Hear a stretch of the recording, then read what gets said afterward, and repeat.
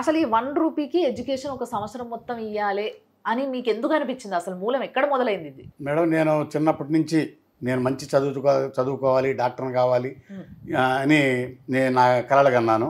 కానీ అది మనకు సాధ్యపడలా. ఒక మిడిల్ క్లాస్ ఫ్యామిలీ నుంచి వచ్చాను కాబట్టి నా వల్ల నాకు అది మా పేరెంట్స్ నన్ను ఎఫెక్ట్ చేయలేక నేను డిఫెన్స్కి వెళ్ళాల్సి వచ్చింది, ఆర్మీకి. చదువు మధ్యలోనే ఆపేసేసి ఇంటర్మీడియట్ అయిన తర్వాత నేను డిఫెన్స్కి వెళ్ళాల్సి వచ్చింది. నాకు ఆ కోరిక అట్లే ఉండిపోయింది. నేను ఒక డాక్టర్ అయ్యింటే బాగుండు. రిటైర్డ్ అయిన తర్వాత నేను కూడా ఏదన్నా పార్ట్నర్షిప్గా చేద్దాం అనుకున్నాను.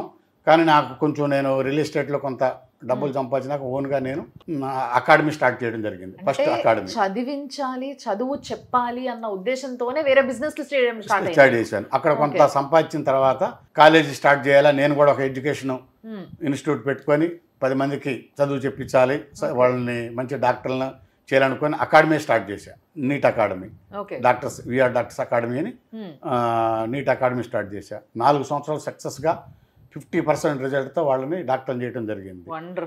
ఆ తర్వాత కొంత ఆదాయం అంటూ చూశాను. దాంట్లో ఈ ఆదాయం నేను ఇంటికి తీసుకుపోయే బదులు పేద పిల్లలకి ఏదైతే నేను లాసిపోయాను, నేను డబ్బులు లేక చదువుకోలేకపోయానో పేద పిల్లలకి నేను చదివించాలన్న ఒక ఆలోచన నాకు వచ్చింది.